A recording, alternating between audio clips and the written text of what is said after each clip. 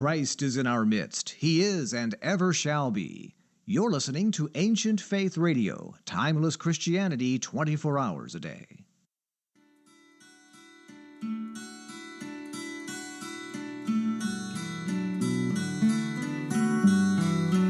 This is Everyday Orthodox with your host, Elisa Bielatich Davis. We get together on Sunday nights to meet everyday Orthodox Christians. We're hoping to get to know the members of the body of Christ across all of our various jurisdictions and regions. We may worship in various languages or even on different calendars, but we have so much in common. Come get to know someone new and see how they're living out this Orthodox faith in another corner of the world. After all, every person is an icon of Christ, and as we'll see, every person has a story to tell. If you have a question for tonight's guest, we invite you to call in and join the conversation at 1-855-237-2346. That's 1-855-AF-RADIO. Now, here's Elisa. It is Sunday, January 28th, 2024, and we are live on Ancient Faith Radio. Welcome. This is Everyday Orthodox, and I'm Elisa Bielatich Davis, and we are here because we just get together here every Sunday night to meet someone new. It's kind of like coffee hour. You know, you go into coffee hour and you sit down next to someone and you turn and ask them about themselves, and you know, you could know someone for years, and then all of a sudden one day they start telling you what they were doing 30 years ago, and it turns out to be something fascinating, right? It turns out that they've been amazing places and they've done amazing things. So that's what we do here. We just find out where everybody's been, what everybody's been doing. And, you know, in Orthodoxy, we have a lot of interesting people. And I think in part that's because a lot of people come from other places, right? We have a lot of immigrants. We have a lot of kids who grow up in immigrant households, which always means that there's some kind of amazing story. And then we also have a lot of converts who find their way to the church. And we tend to come from all over the place. We come in all different ways. So at any rate, we make an interesting crowd, I would say, in the Orthodox Church. So I'm glad that you're here to meet someone else today. You know, we worship in all different jurisdictions, sometimes different languages. We're spread out all over the continent. Know each other, but maybe if we get to know each other, maybe that's a more profound kind of Orthodox unity in the end. So welcome. Tonight, as always, Matushka Trudy Richter is right here producing the show. And if you call 1-855-AF-RADIO, that's 1-855-237-2346, she will be right there to answer the phone and patch you through. You can ask any questions you like of our guest or, you know, just join the conversation. We also, of course, we stream live on ancientfaith.com, on the AFR app, and on YouTube. So with video. So if you haven't seen us with video, it's very exciting. You can see our guests and get to know them even better by watching the video on YouTube. And of course, we're also on Facebook Live. And we are actually archived as well. So on either YouTube or on the Ancient Faith website, you can go back and listen to older episodes and anything that you missed. So without any further ado, let me introduce tonight's guest because I'm very excited. So Ancient Faith does these women's retreats, and they're just amazing. And women come together from all over the country, actually America, the United States, and Canada, so all of North America. And it is a blast, and you get to meet so many wonderful people. And this year at the retreat, I met Reba, and I was like, Marie, you're going to have to come on the show because you are a kick, and I want everybody to meet you. And she really is delightful, so I think you're going to enjoy it. She is a cradle Orthodox. She's from the coal region of Pennsylvania, a place called Frackville, but now she's actually moved. She's in Red Lion now, which is just outside of York, if you know your Pennsylvania cities. She's been married for over 30 years. She's the mother of 3 children. They're all grown adults. And she works as a medical assistant in a local orthopedic office. She's delightful. You're going to like her. She's very outgoing. She's a lot of fun. She loves Christmas. She is just so enthusiastic. She was teaching Sunday school. She's choir director or choir member. She's just all over the place, and she's so energetic and fun. So I look forward to you getting to meet her. So Marie, welcome to the program. Oh, thanks, Elisa. Well, I already told you I'm your biggest fan. Hands down, I'm your biggest fan. That's right. So when you said you wanted to be on, oh yeah, you should have. You should have. Side story, I brought my cousin Eleanor and my friend Kristen to the to our ancient faith, and I'm looking at you and like telling them, I'm like, I think that's Elisa. And they're like, who? I'm like, Elisa Bialitich. And they're like, who? I'm like, oh my God. So I was like the stalker all day. I'm like, oh my God, we got to go to hear her speak. And they're like, do you want to hear the other speakers? I'm like, no, I want to go hear her speak. Well, luckily there was plenty of time to It hear was everybody. so great. I just loved to speak with you. I loved getting personal, and that was great about that ancient faith retreat. I highly recommend anybody to go, because it was the greatest. It was one of the best weekends of my life, or that year. It was the best. It was just, you get to meet so many people from all over the country, and you start friendships, and it's just wonderful. It's true. It's really neat. And it's just it's just a bunch of Orthodox women coming together because they're interested in getting to know each other, and they're interested in growing spiritually. So it's really, it's a very unique situation, and it's really wonderful. And I had a great time getting to know you and your cousin. Actually, you mentioned Eleanor. She's going to be on the show too, guys. So tune in at the end of March, God willing. Eleanor will be on the show as well, because Eleanor's really neat in her own right. But I wanted to get a chance to talk to Marie as well. So Marie, okay, so you're born in Frackville, and you say like this is like coal territory, right? Like what, with a name Coal like region. Frackville, it sounds like a mining town. It is a coal yeah. mining town. If anybody came from the coal region of our generation, 50s, 60s, their grandfathers probably worked in the coal mines, like my both grandfathers, my husband's grandfathers, because he's from Frackville too. So that was the main, back in, the early, 30s, 40s, 50s, they were mostly coal region. They were coal, they worked in the coal mines. So Yeah. they were is hardworking people. Is your family from Eastern Europe then? Yeah. Where are they from? Yes. They were from Austria and Czechoslovakia. So they came, wow. my great-great-grandparents did. My grandparents, I think, were born here, but my great-great-grandparents came from Austria, Hungary area, Czechoslovakia. Yes. Yeah. Those are that's where the most immigrants of them immigrated to the coal region. So just a great place to grow up. I was actually born in Pottsville, and probably people will recognize that if they love Yuengling beer, because that's where Yuengling beer, that's the first American brewery. So is that how you say it? Yuengling? Yuengling, yes. Yes. Yuengling. Yes. Yuengling. I would not have guessed that, because it looks like Yuengling. Yes, Yuengling, yes. So that's where, and that's attached to the actual brewery is attached to an Irish Catholic church. Well, there you go. Yes, so actually where I grew up on, most streets in the heyday had a bar and a church on every block. So it's just perfect. The coal miners would go, it's just, that's what it is. But it was a great place to grow up. My childhood was awesome, just awesome. Oh, that's beautiful. So did you have a big family in the area there? Well, I have to say, my house was centrally located in Frackville. I was 2 blocks from my church, so we walked to church a lot. Didn't drive. I'm 2 blocks from my one Baba and Papa. So Baba and Papa was 2 blocks north of my house. My other Baba, my dad's mom, was 2 blocks south of my house. And Eleanor and her family, who we were raised like sisters and brothers, are 2 blocks the other way. And my other aunt, who's my dad's sister, had and their family lived really far away at 4 blocks away. There were the distant family members. Yes. And I had my dad's brother. My dad is one of 3 children. So he had a brother that was an Orthodox priest, and he lived like in a different country, an hour and a half away, like in Wilkes-Barre, Scranton areas. Oh my gosh, that's ridiculous. Yes. Yes. So I can say all my whole family was in Frackville. Yes. My whole family was in Frackville. And it was just it was just awesome. Now, unfortunately, Frackville's there's not much work up there.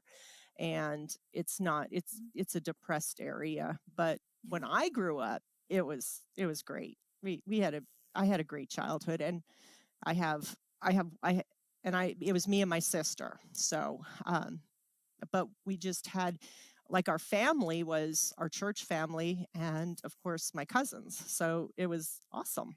It's awesome. That's beautiful. Well, yeah, so many of those wonderful mining towns, now that, and granted, coal, it's not great for the environment, and it's not a great job to have, honestly. To be a coal miner is it's a rough way to make a living. So, it's, as it goes away, though, there are all these churches, in these neat little towns, and there's just nobody there anymore. They're closing. It's really sad because Frackville had so many Catholic churches, and unfortunately they had to close all the churches, and now they're down to one. And I'm not Catholic, but it broke my heart because it's still a temple of God, and it really touched me. And I mean, it really affected me because I was like, if that was my church and I grew up Catholic and they're actually closing my church, that was really sad to see. I just don't think that should ever happen. I know it has to sometimes because they can't financially support all them churches, but yeah, we had like Protestant. I mean, there was so many churches in our area, but Catholic churches, there was the, Polish National, the Lithuanian, all different Irish Catholics, but there were so many different Catholic churches, and it was just beautiful because it was just so nice because there were so many churches in the area. I just loved it. That's neat. That's really neat. So is your church still open that you grew up in? Our church is still open. Yeah. Holy Ascension on Main Street. Not as many parishioners as, we once had, but yeah. Our family my dad and mom are both cradle Orthodox. So I was raised in a very Orthodox home. If church was going on, me and my sister were definitely there. There was no way getting her. I mean, even like I couldn't use the homework card. It was like, I don't care. You go to church and then figure it out when you get home. So, I mean, and you know what? At that time, you didn't like it, but you appreciate it so much now. Like, because, even during Lenten services, I tell my kids now, I'm like, you just don't, I mean, I went to every single Lenten service, no matter if I liked it or not. You had no choice. Wow. So I thank that for my mom and dad because they raised us to go to church, and it just put a love in my heart for the faith. Even though our church in Frackville wasn't a huge teaching parish, and if you ask my Baba, why do we fast on Wednesdays and Fridays? They'd be like, you just fast. Like, it was like, oh, okay, Baba said it. So, if I Baba just always says we think, fast. I feel like when immigrants came over, well, first of all, there was so much difficulty back in the homeland, right? Mm-hmm. Nobody had time to be teaching. A lot of priests weren't going to seminaries. There was a lot of trouble happening in Europe. And then they come over here and they're just trying to put food on the table and hold it together. And so there are just whole generations that really didn't necessarily understand what they were doing, but they were still so faithful and so beautiful. Oh, we still fasted. I just didn't know why we fasted on Mondays, especially Wednesdays. Like, why do we fast on Wednesdays, Baba? You just fast. You just fast. And I'm like, oh, okay, Baba said we fast, so we fast. No questioning a Baba, I mean, I knew I fast on Friday. That was sort of simple to figure out. But I'm like, Wednesday, I don't get it. But of course, you're not going to not fast.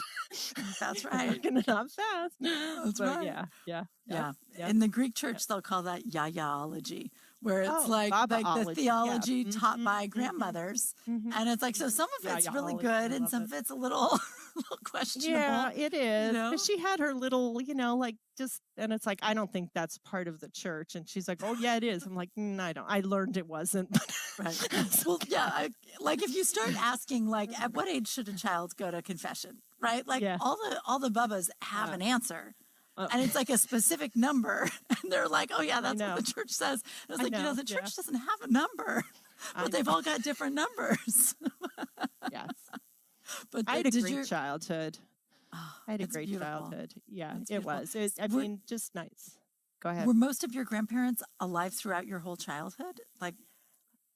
I was very well. My dad's dad. My dad lost his dad at 21. So he never got to be a Gigi. He wanted to be called Gigi. And there's a story behind that. So my dad, if you know my dad's passed, memory eternal. But my dad, I learned what my Gigi was like through my dad's stories.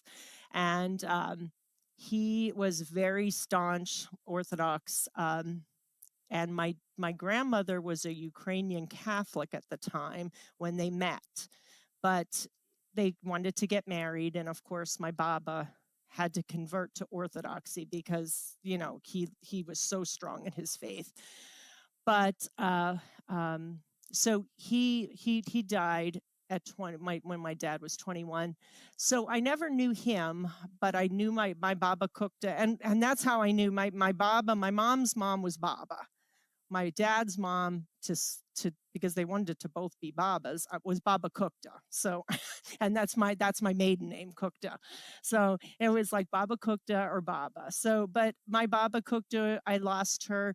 I was already married when I lost my Baba Kukta.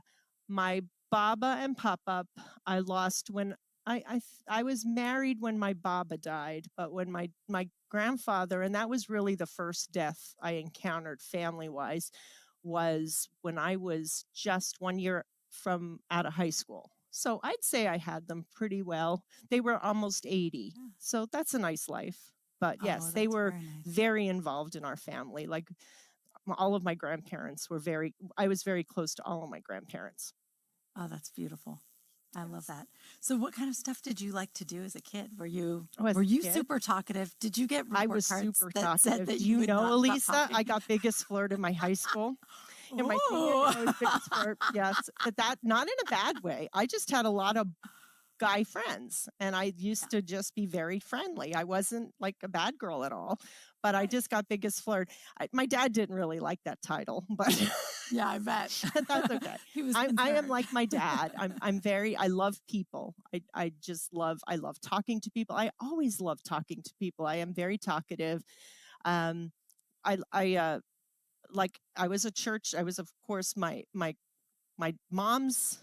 mom's sister, Eleanor, my Aunt Eleanor, was my godmother, and she was the choir director. So of course, me and my sister, where we were in church, we had no choice. I actually loved singing, and I'm not a good singer. I call myself a backup singer because I'm not anyone for a solo, but I again learned all the church songs. And we sang Slavonic, so we do half and half English, half Slavonic. So it's beautiful because I can, they'll say, do you know a language? I know church Slavonic. That's all I can say. I don't know anything else. But it's just a gift that now I totally, in my age now, totally appreciate it. Like that I got to be in the choir so young, got to learn how to read in church. I of course went to Sunday school, and then I became a Sunday school teacher immediately. Like, in junior high, we'd start being Sunday school teachers. So I loved that. I did love teaching the kids. I took a little hiatus once I got married because I moved to Kentucky. But then once I started having children, I became again a Sunday school teacher. Loved that. But in high school, I love to run. So I was on the track team, and I also was a band. I used to play clarinet in the band. So they were my main hobbies in high school. Oh, nice. Okay. Yeah. Well, so you're musical though. So, clarinet and singing in the choir. That's pretty backup musical. Singer. Remember, backup singer. And I'm not even a backup clarinet. Singer. Yeah. Like I did it for not a great singer, but like I said, I could carry a tune. I'll put that in quotes. Carry a tune a little, and like I said, I like to sing in the choir, but like I said, I'm not a soloist at all. So now, do you think as a kid that it made it easier to be in church for all of those services because you were singing? Like, I've always felt like if you have something to do, and it feels like chanting in church in particular, like it keeps things moving, right? You don't just sort of space out and feel like it's been 6 hours. You're moving along with it. Did it help? Yes, it did. It did. Yeah. I especially the long services, Holy Thursday, what that could be. Holy Friday.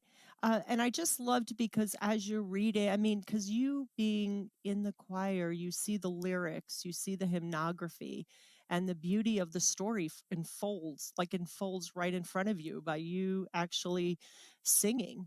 And you don't I realized that as I got older. When I was young, of course, all of my cousins were in the choir, so it was sort of like fun, like like we'd have to be separated sometimes, because we'd have too much fun, like really like talking a lot, and we'd be yelling, but we'd be yelled at sometimes. But it was so more of a social event sometimes. But as I got older, it was like I appreciated so much more. I loved church, and I know my husband like tease me like, how many kids at your age love church? Like, not many. I truly loved church. I did. I like you were forced when you were young, like you were, and that's the way you train kids, like, okay, we're going to church.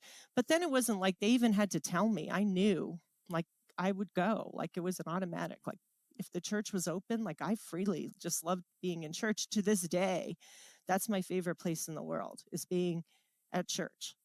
Really That's is beautiful. And what an amazing gift to receive from your family, to have this family that was everyone was faithful, and it all just kind of pours into you. And then you have this legacy. My dad, especially, I think I told you this story. My dad was the biggest influence on me. My mom was the behind the scenes stay-at-home mom that just had the whole house together. Like she just, and don't get me wrong, she would go to church, but it was my dad that taught me the love of Christ. He sang in the choir. He was a tenor. And he would always dress in suits, like never not a suit on, even for like the shortest Lenten service. Not that anything in the Orthodox Church is short, right, but you know what I mean? Yeah, never short. Let the listener be aware, the shortest Lenten service is an hour and a half long. Go on. True that. But I used to see my dad, and and he'd do it. He would say his prayers every single night on his knees.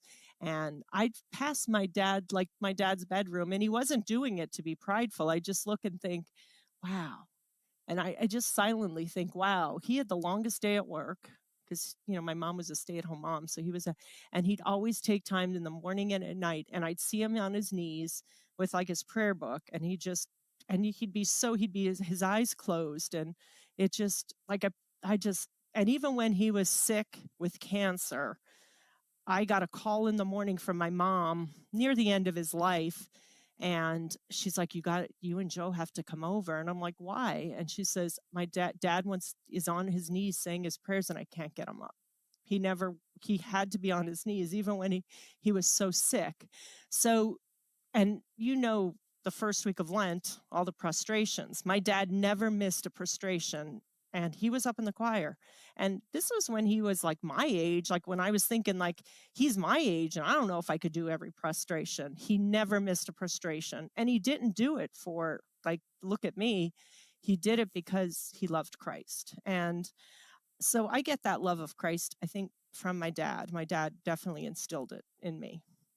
It's interesting because we talked about this before when we were at the retreat, but all the studies show that the one thing that really passes faith down to children is when you can see that your parents truly have faith and that it means something to them, that it has some kind of effect in their life for them. And it's not what you say to kids. It's not what, it's not about exactly teaching, although the teaching is really good and important, but it's that example, right? Like seeing your dad on his knees praying, that's all you needed. You didn't need words necessarily. Oh, yeah. Yeah. Oh, yeah. That's so my beautiful. dad was a huge influence on me. I lost my dad 2017. I think, and I'm terrible with years. Everybody's like, when is it? I just he got his diagnosis in the new year. He was not feeling good for a few months, and he felt bloated all the time, and he went to the doctor. They're like, oh, you just have some bloating going on. But he ended up with a diagnosis of pancreatic cancer, and they knew it wasn't gonna, he didn't have long. But I have to tell you, Elisa, and this is what this is what always, and I always think of this because my dad, that was his worst time of his life, thinking, because you're getting told that you're not going to live long. And my dad wasn't even 75 yet. And it was me and my mom sitting with him at the oncologist, a very godly man, I have to say. And the oncologist grabbed my dad's hand and didn't really care to talk to my dad, which I thought was, wow, what do you want to do with your life? Like, how do you want to live it? And my dad just looked at the surgeon or the doctor and says, I just want to serve the Lord till I pass. And at that point, my dad was a deacon in the church. And me and my mom just looked at each other and had happy tears in his eyes, because I thought, Dad's going to be okay. Dad's going to be okay. And it relieved me and it relieved my mom, because now, did he get back into the church? He did. He was very weak, but I knew my dad was in a place where he was ready to see Christ, and his whole life was like that. So again, that is such a gift. Love my dad. That's such a gift to your children. To know that, to have that peace is a beautiful thing. And he did continue to serve the Lord, even if he wasn't in church being a deacon. Listen, his funeral was, they had every denomination was at his funeral. They had the Greek priest, the Antiochian priest. I had an OCA priest and a Carpatho-Russian priest serve at his funeral. So how great was that? That was a celebration on earth and heaven. So, yes. Oh, that's beautiful. I love that. I love that. What was your dad's name? My dad was Robert. They called him, there's so many to know my dad is to love him. Everybody in Frackville knew him. He was a councilman. He was very active in the firehouse. He he was a very godly man, but he loved his beer and he loved making friends. And he just, everybody knew him. They'd call him Bobby, mostly Bobby. And he was, my Eleanor could tell you, Eleanor and her brother George, who I love. He was the brother I never had. They called him Uncle Bob. So when we'd go out when we were like 20, and they're like, Uncle Bob.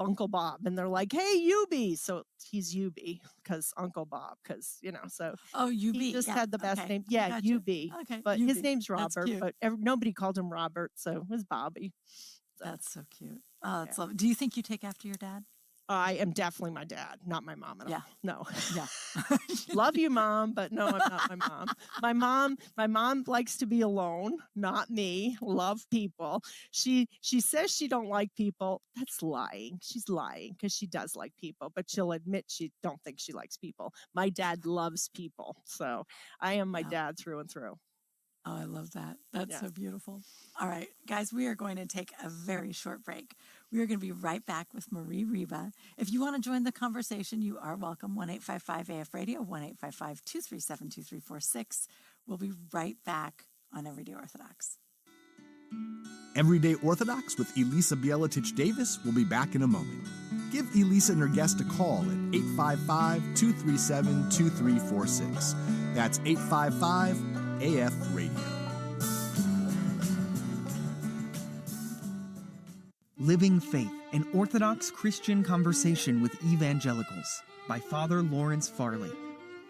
Much has been written about the similarities and differences between the Orthodox and evangelical faiths.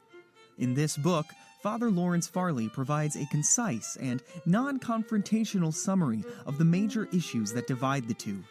When an evangelical asks an Orthodox, "Are you saved?" the evangelical is asking whether the Orthodox has had a saving experience of Christ and has devoted his life to serving the Lord. The Orthodox, on the other hand, interprets the question as meaning, "Have you finished your course and reached perfection, theosis, your final goal?" And so, of course, answers, "No, not yet." Here is not so much disagreement as simple misunderstanding. A misunderstanding that a little explanation of terms and jargon would help to clear up. You can find this book and others like it at store.ancientfaith.com. We're back with Everyday Orthodox with Elisa Bielatich Davis. Do you have a question for Elisa and today's guest? Call in now at 855-237-2346. That's 855-AF-RADIO. Here again is Elisa. And welcome back to Everyday Orthodox. We're here tonight with Marie Reba, and we have been hearing wonderful stories about her youth in Frackville, Pennsylvania, and about her wonderful dad, Bobby. So, I do want to tell you the reason I asked for your dad's name is because I might have to ask him for intercessions every once in a while, because he just does seems like someone I want on my side. You know what I mean? He just seems wonderful. But so tell me, as you're growing older, right, were you like rebellious as a teen, or what was it? What was the dynamic like with you when you were a teenager? Well, let me tell you, my husband will tell me that I was a parent's wet dream. Seriously, I hate to say that, but I know I shouldn't say that on TV, but that's what he'll say. Wanted to go to TV. church and pray and he play says the you and your clarinet? sister are like, what? Like, that's not even, and seriously, but I did have my rebellious time. I probably very young, I'd say 16, 17.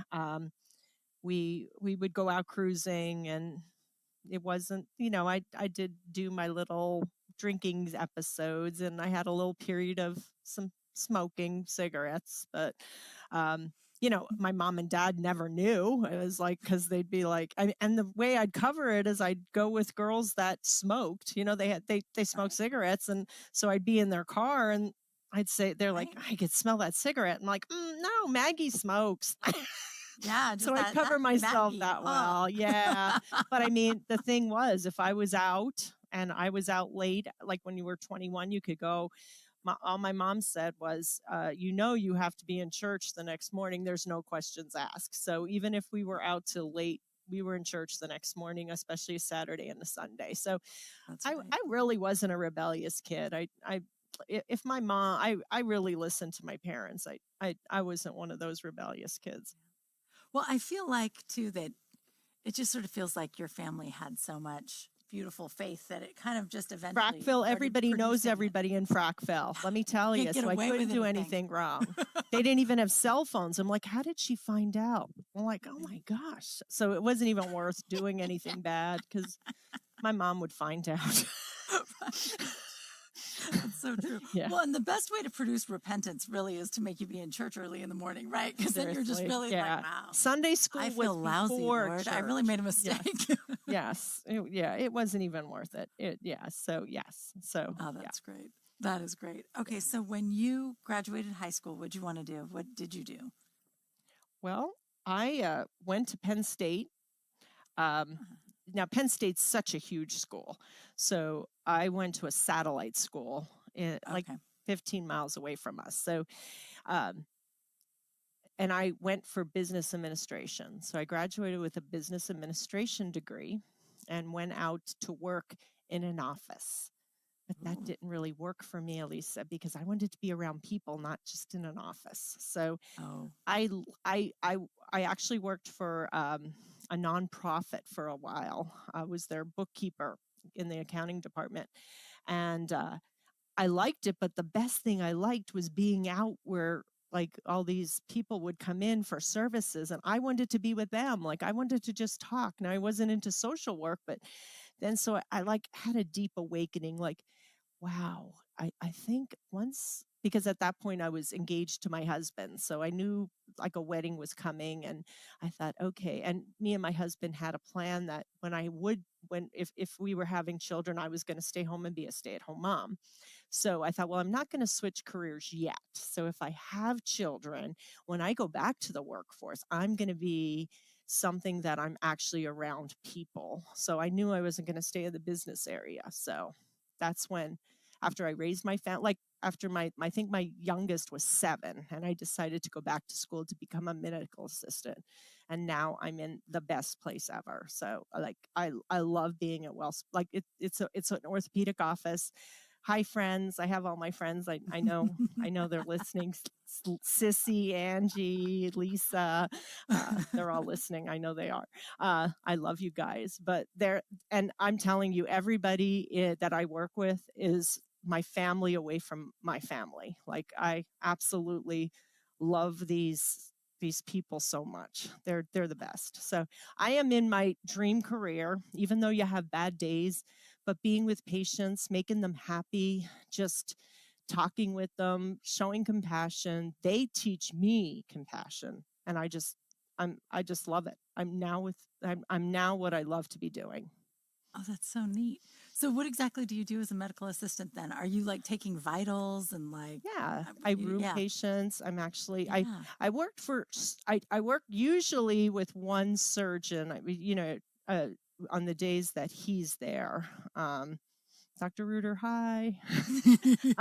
But I could be, and I basically, you take vitals, you room the patients, you basically assist the surgeon in whatever they need done. Take telephone tasks. I take a lot of calls from the patients with problems. Do the office work that needs to be done, all the forms filled out. It's a very busy job, but I love it. It sounds perfect for you though, because it's a lot of interaction. It's a lot of people coming at you all the time. So it's like, it's kind of perfect. I love that. I like too that you knew yourself really well, and you knew like, okay, when I get back to this, it's going to have to be something with the public. And it's so funny because so many people avoid the public, but I'm with you. I want to interact with people. I grew up when my first job was at Weiss Markets, which is a local grocery store, as a cashier. And listen, I love the more people that came down my line. I got to know these people every week. They'd be like, oh, I have to go down Marie's line, because I'd be like, come on down here. Don't go down there. Like, come down here. So I just loved people. That was just, so I knew it early on. Like, I knew it early on. Yeah. That's beautiful. My sister's opposite me. I was going to say, yeah, my husband's an introvert. He worked when he was young at a grocery store, and he hated it. Well, my husband, that's where I met my husband. That's where I met my husband. And he's part of it. Yes. Wait, how did that happen? What happened? Well, me and my husband are from the same town. He lives on the outskirts, but he's still considered Frackville. He went to Catholic school, though. So I went to public school.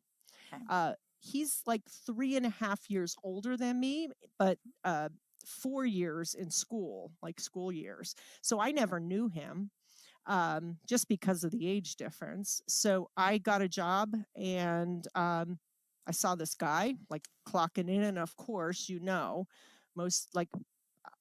me and the management had this great, like, we joked around a lot, and everybody thought I was funny. So like, I'd be coming in, clocking in, and back then you had to wait till the clock in time, right by the clock.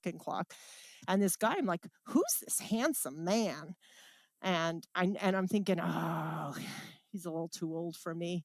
Yeah, after backstory, just broke up with the guy that was older than me. My mom and dad hated him, said, knock off, because I sort of boy crazy when I was young. I could be boy crazy.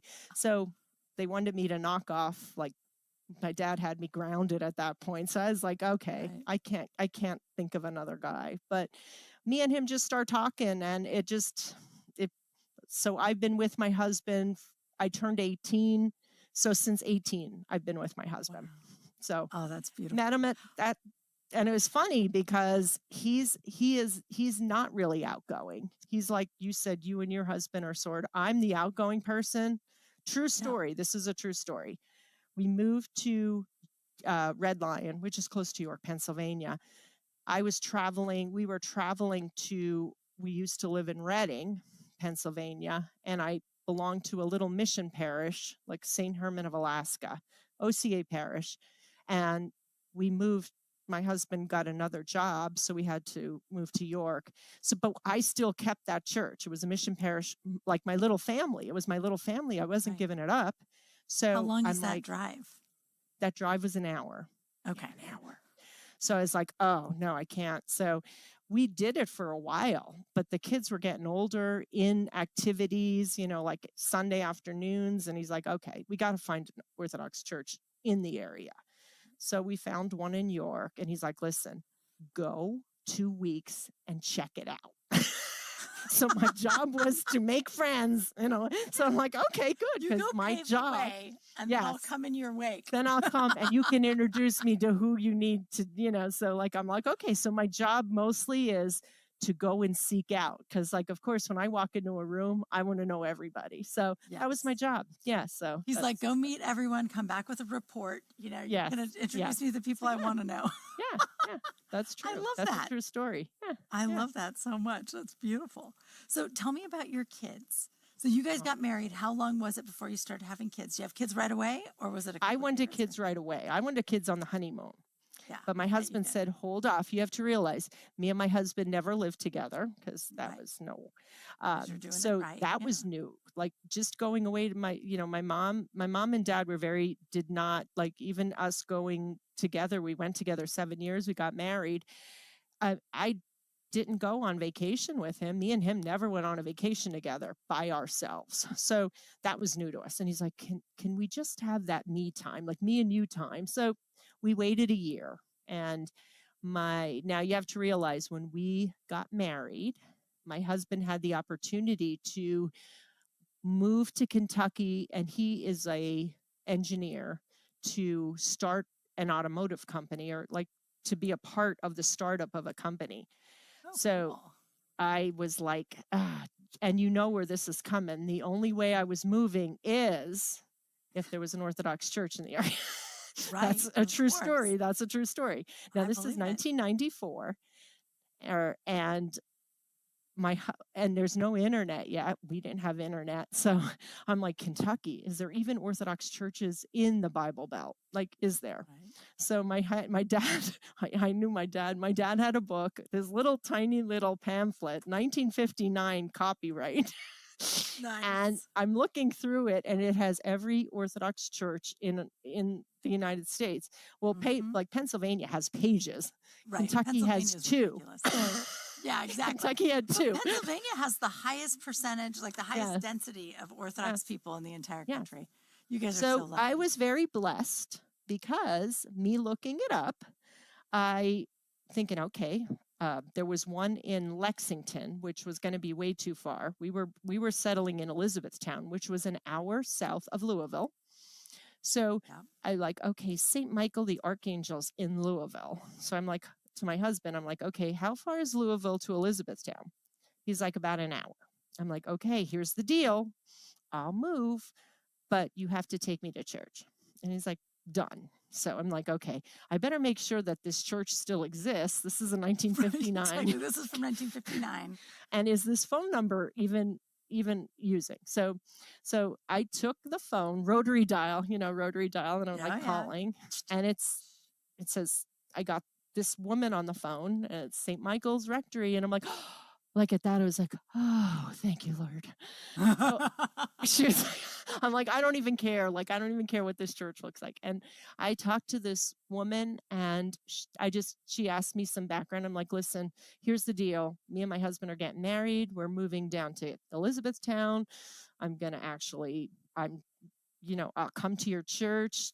You still exist, right? And she's like, oh, we're huge. Like, so she wanted to know a backstory about me. So we started talking, and she's like, where are you coming from? I'm like, oh, and I'm like, I'm not telling her I come from Frackville. I'm like, oh, a small town in Pennsylvania. And she's like, well, what small town? And I'm like, why is this lady talking? Why does she want to? I'm like, well, I'm northeast Pennsylvania. And she's like, what's the town? So I told her, and she's like, my husband, who's the priest, here, he grew up 5 miles from Frackville.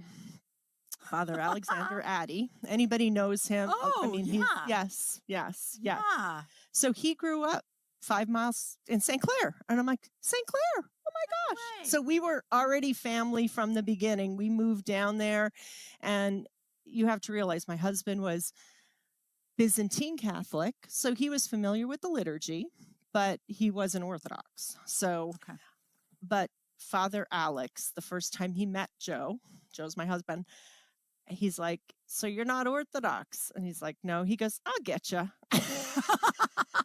I bet he did too. And he did. And you know what? Yeah. It was because of his kindness, and he was the very best. He helped our family. I mean, you have to realize we're coming from Pennsylvania. All our families in Pennsylvania, and we're moving.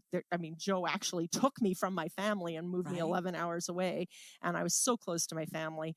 But that church it just made me love Kentucky more, because the whole parish just enveloped this small couple, this young couple who, you know, a year after we had my son Joey, and they just, the church, I can't say, I mean, Easter came, and of course we went home for Western Easter because my husband had a few days off, but Orthodox Easter, he didn't get much time off. So he's like, oh, I'd love to take you home. And I'm like, well, we can't, you know, it's fine.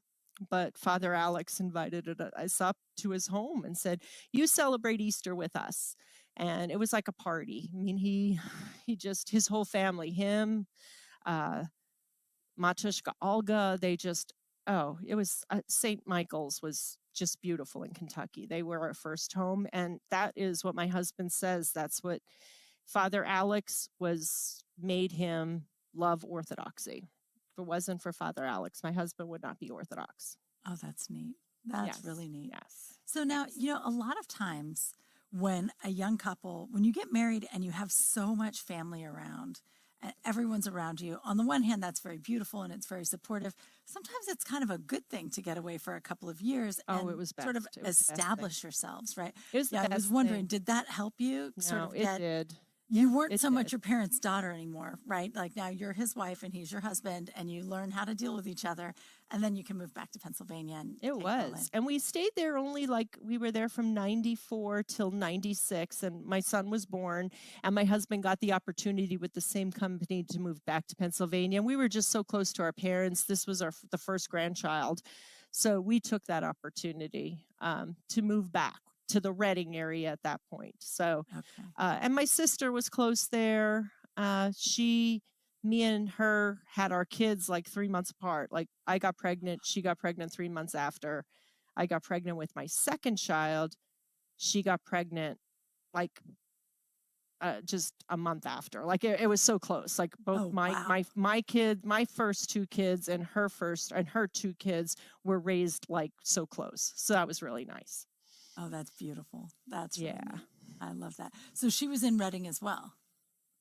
She was no, she wasn't in Reading, but not far, about 35 to 40 minutes away. She has passed since then. That was probably the hardest loss. As a child, or you know that you're going to lose your parents, like you hope to lose your parents. You don't want to go before your parents, but my sister was 35 and died of breast cancer. I'm sorry. But yeah, that was probably my hardest death that I ever had to deal with, because she was so young and leaving two children that was my kid's age. So at that point I was like, oh my gosh, these babies.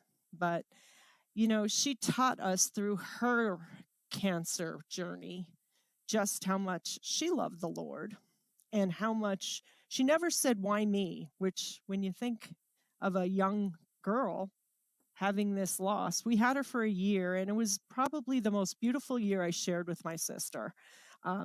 I was a stay-at-home mom, and the kids were, you know, we spent most of the summer up with her, but it was always upbeat with her. She made it just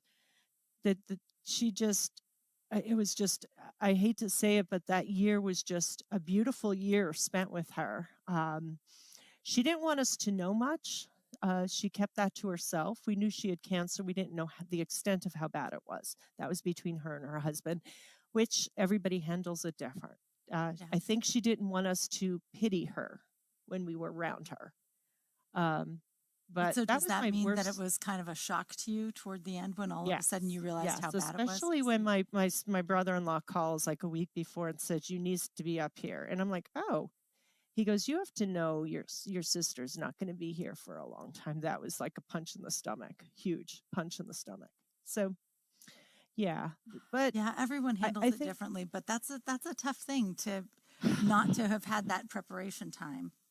You know, we knew she wasn't getting better, but I just think, that was tough. That was tough. But that was probably the worst loss. But she's again in my prayers every day. And I know, like, to me, I feel cancer patients are sort of martyrs when the way they handle their disease, especially young people dying of cancer or some kind of terrible illness like that. I believe that they're a martyr when they don't turn their back on the Lord. To me, it's like a martyr's death. That's beautiful. And I think that's really true because there is so much pain in it. And there's so much, and especially because usually with cancer, there's a point where like, okay, we're going to stop fighting this, And so, yeah. She knew, and it was just amazing that she could keep it and not keep it, like to keep it to herself. Because when she was diagnosed, she had breast, bone, and liver cancer all at the same time. And but she did not, like, she didn't want to share with us. So to me, she was trying to just make it easier on us. And like, who does that? Like, especially, like, everybody would ask her, how you doing? She's like, oh, I'm good. How are you? Like, always, she never wanted to focus on her. I miss her every day because she's my only sister. But like I said, I have so many friends. Eleanor, mostly. Like, Eleanor is like my sister that I just truly love. We have that bond. We're not that close physically, but we get to see each other every Sunday at Christ the Savior Church. There's my plug for Christ the Savior Church. But I have a wonderful group of wonderful girlfriends at work, and at home. One of my very best friends, Julie. I have I just have so many friends that, what friends are. When you have them girls that just back you, and that's what helped me through my dad's death, my sister's death. My friend from Frackville, Christine, she was my longtime friend. She lives now far from me. I haven't seen her in months, but I know she has my back.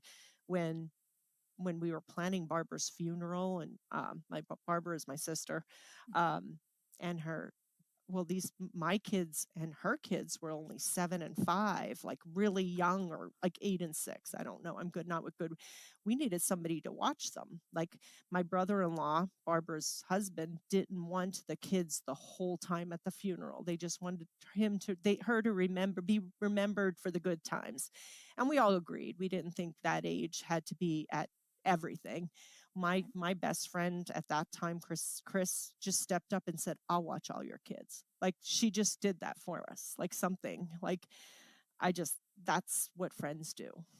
Isn't it an amazing thing? I think in those times when we're grieving, someone who steps up and does something, it's like it sort of crystallizes for you as such a beautiful gift, because you're in this very vulnerable, grieving, silent moment. There's something about that. I think it's we should all remember that, that's an opportunity. But I have 3 kids. Like I said, I don't think I told you that. I have my Joey. Joey is 27. He is a transportation manager for JB Hunt, which is a big trucking company. Yes, it is. Yeah, he still lives at home. Yeah. My middle daughter is Natalie. She don't live with us anymore. She's doing her own thing, which her story just continues. We don't really have a lot of contact with her, but she's still around. And I have talked to my priest about that, multiple priests, and they said her story's not done yet. You just keep it open. God willing, life is long, and there's time. Yeah, there's time. I pray for her. Saint Natalie's in the back behind me. I have the Saint Natalie icon right there, and I pray for it every single day. I do believe, she's very independent and she has a strong will. So, and then my baby Rachel is going to be 20 next month. So, and she is at Westchester College. University. That's a state school in Pennsylvania. She has to decide if she wants to be a doctor or she's going to be a physician assistant. So huge decision there, but she's a tough decision nowadays. That is, I told her money. It's all about how much the student loans. That's right. Yeah, I don't know what she wants her student loans to be, so we'll see. Well, that's great though. That's beautiful. But adult kids, it's a whole different game, isn't it? It is really. I think it's worse. You're always worried. Like I have Live 360 on all three. Oh no, you have to turn that off. You have to delete that app. Do not do that. You're gonna. I know, especially the one at college. I'm like, man. What is she doing out at 2:30 in the morning and not home yet? So Elisa, I finally, girls at work are like, Marie, you got to delete it because she's having fun at college. I'm like, what do you mean she's having fun at 2:30 in the morning? Oh my gosh. So apparently, what I do, Elisa, leave her alone. I know.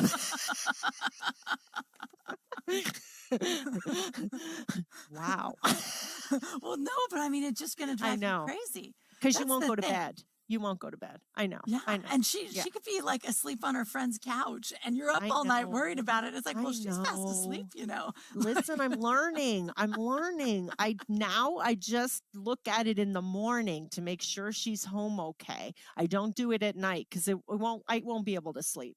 But no, I know. I'm learning. No, it's not good. Can you imagine? I mean, it's interesting the different kinds of challenges that parents and kids have now, but you really can drive yourself crazy with that stuff. You have to be very careful. Yes. Yeah. I try not, other than like checking to see if someone's in an accident, I try not to do it because it will. Well, you have a bunch of kids. You don't have Life 360 on them? No. I can find their phones. I know. If I need to. Some of them, not all of them. Some, my oldest is 25. I don't find her phone. I don't know her phone. But that's okay. But no, but I really do think we can drive ourselves crazy. And there's something funny about training our kids to be surveilled too. Oh, stop it, guys. Stop it. Oh, I hear it at work and now I'm hearing from you. I know. But you know why? Because I have so many friends though who do that. But I mean, it's not unusual. I don't stalk it's her. It's not at all unusual. Just look and see. I'm looking at her now. Is she back in her room studying? Not yet. Not yet. But she could be in the library studying. In her friend's room. I'm sure she's doing something wonderful and productive. I know. I'm sure it's great. No, that's beautiful though. It's wonderful. So now that the kids are mostly up and out, still around though, what do you see for the next few years for you guys? Are you going to retire and stay where you are? Are you somebody who's going to like move to Florida someday? What are you going to do? Mm-mm. My husband told me right when he met him, he's not a warm-blooded person, not going. We went to Kentucky and 6 a.m. with 90% humidity. Yeah, that didn't go over well with him. So fair. I don't know. I like this area and I love my church, which I already told you, we drive 45 minutes to Christ the Savior in Harrisburg. And I would love to be like halfway between Harrisburg and York and I don't see myself retiring. You have to remember I was a stay-at-home mom, so I'm behind the 8 ball with retirement. So because I was home for about 15 years. Yeah, so me too. I'll see. Yeah, so I'll probably be working long time, and I love my job. So if you love your job, then I do. It's not a problem. That's beautiful. And I work for orthopedics, so I'll know how to use canes and walkers. You can get knee surgeries. I can hip do them. Yes, I can show them how to do it because I'll be using them. Yeah, I love it. That's perfect. Yeah. There you go. Well, Marie, and we do love to camp, so I don't know. We're in the process of keeping the trailer or not keeping the trailer because of everything going expensive. Like it's so expensive now to go camping, but I'm sure we do like camping. The gas alone is gotta be. It's like you could stay at the Ritz-Carlton, or you could go over. Yeah. Well, Marie, thank you so much for coming on the program it was tonight. So much fun. This has been a joy. I knew it would be. It's so good to get to know you a little bit better. Thank you very much, and thank you to our audience for joining us. We'll be back next week. I hope you'll join us to meet another Everyday Orthodox Christian. Good night.